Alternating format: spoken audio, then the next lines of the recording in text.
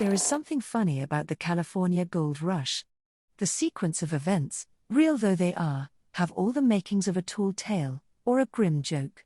On January 24, 1848, James Marshall, who was overseeing the construction of a sawmill on the American River in Coloma, California, accidentally discovered gold. News spread fast.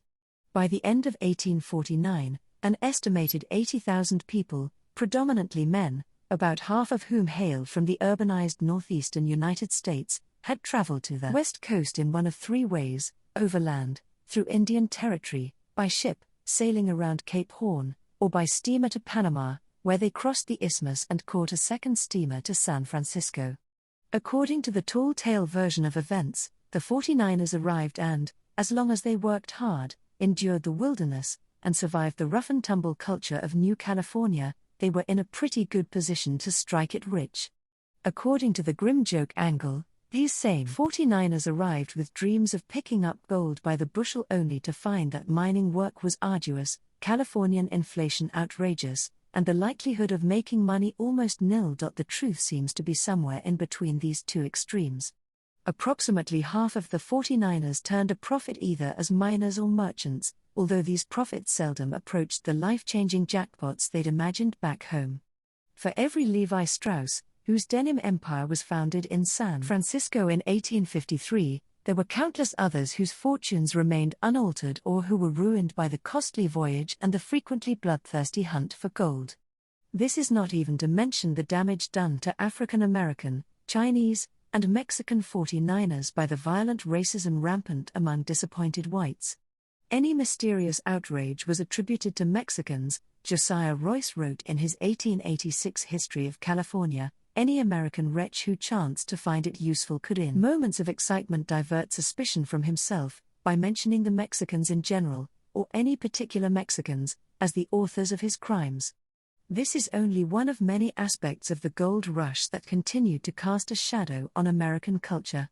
Whatever the consequences for individual 49ers, 1 in 12 of whom were killed by disease, accident, or human violence, the discovery of gold in Coloma produced tremendous changes in the nation.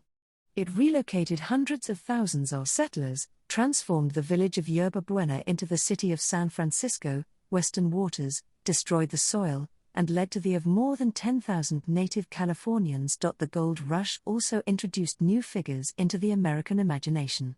The Chinese worker with his wide palm fiber field hat, the frontiersman with his sugar loaf or Panama, the Mexican with his sombrero, and, most out of place of all, the effete urban Easterner struck with gold fever who's gone west on a wing and a prayer. This Easterner was not solely a figure of the imagination, either. While no small number of 49ers were desperate or destitute, many others were thoroughly middle-class city dwellers who, as Brian Roberts writes, joined the rush for a variety of reasons, for gold, to be sure, but also to escape the stultifying walls of moral codes and lawyers' offices.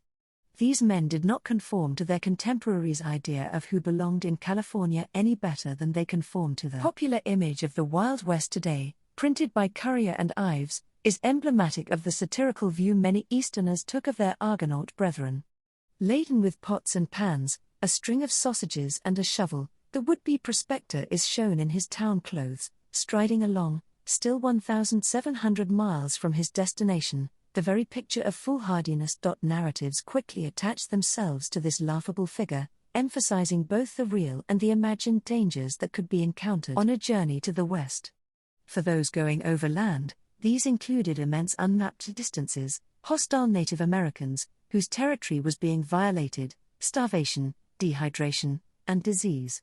For those going by way of Panama, there were the added possibilities of being shipwrecked, eaten by an alligator, or stranded in a foreign land. For those going around Cape Horn, there were all the usual perils of a long ocean journey conducted entirely by wind and sail. Over all these narratives hung the question: why leave home and hearth? Why forsake civilization?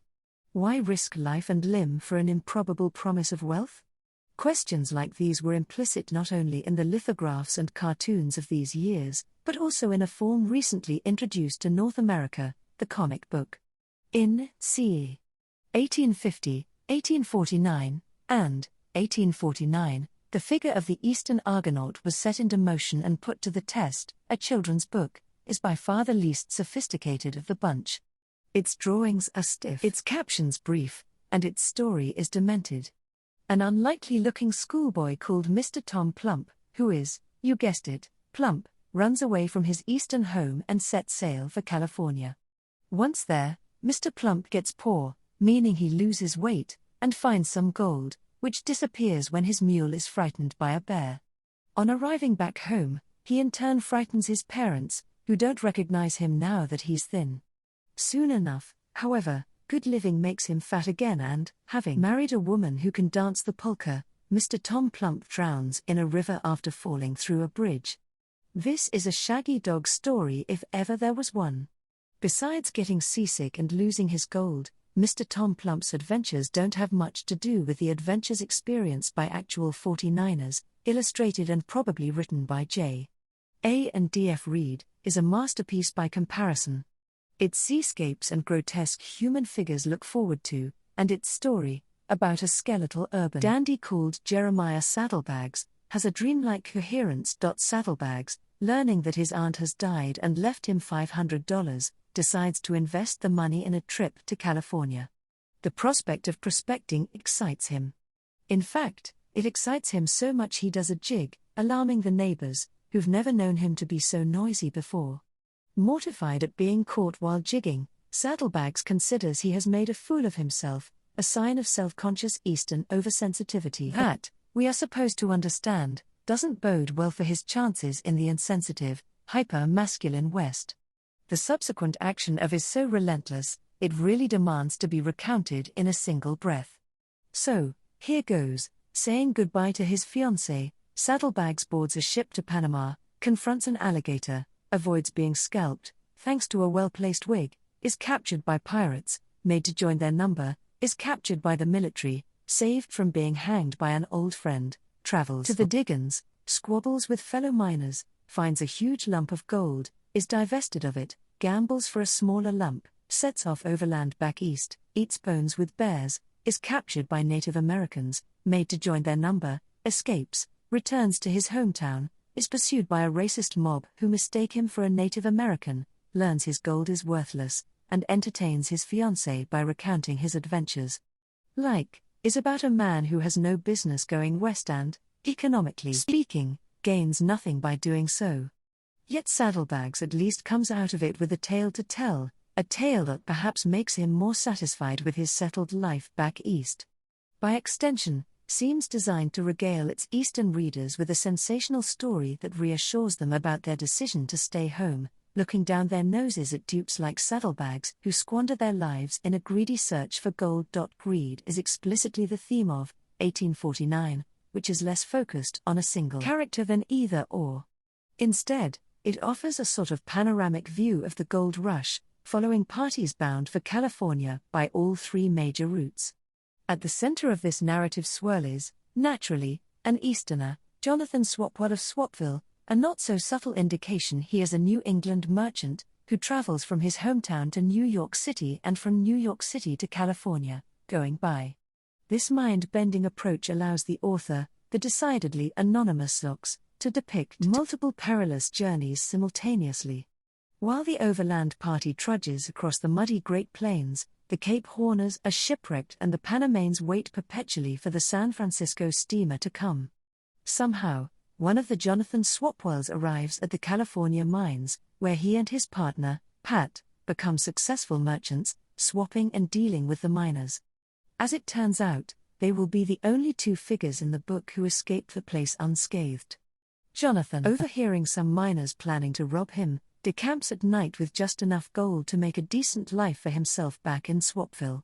Pat, suffering the fate of minor characters since time immemorial, travels with him as far as the ship before vanishing, but what might be merely dreary middle-class moralism is livened up by a frame story involving death and the devil, who start off this by lacing a hole in California with golden bait and end it by filling up the cavity made by the extraction of gold, with the bones of those who perished in its pursuit. None of these early comics would have existed had the gold rush not occurred, but they were not, of course, pure products of events.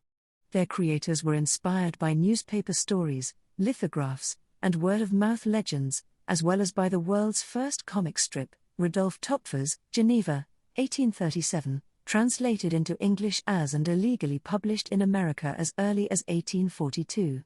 This Swiss volume follows the melancholy yet feverish exertions of its title character in pursuit of his lady love, including several suicide attempts, a couple of prison breaks, and one escape from premature burial. Topfer's ridiculous lovesick European served as a model for American artists depicting ridiculous gold-sick Easterners. The author of, for example, took something from Topfer's obsession with human forms that alternate between fat and thin, while the authors have imitated not only his oblong format but also specific postures and scenes. The urban Easterner out of his element in the West proved to be an abiding figure in the American imagination. Even after the gold rush, the young man who decides to light out for the territories would appear time and again. In John Williams' novel, 1960, he is Will Andrews, a preacher's son from Boston who wants to commune with the natural world but, going on a buffalo hunt in 1870s Colorado, finds himself merely participating in mindless slaughter. In Jim Jarmusch's movie 1995, he is William Blake, an accountant from Cleveland who intends to take a job at the metal works in the western town of Machine but ends up wounded and wanted, transformed into an outlaw in the wilderness. Such characters personify, just as surely as Jeremiah Saddlebags, the anxieties that surrounded the voluntary mass migration to the West. The upheaval that followed the discovery of gold in California in 1848 made clear how willing even civilized Easterners were to leave their homes at the drop of a hat. The greedy, the desperate, the aimless, the ambitious, the curious, the romantic, all found reasons to go. Civilization, with its wage work and promise of relative security, was no match for their dreams of a better, freer life out in the great unknown. This part of the gold rush story, at least, still holds us in its sway.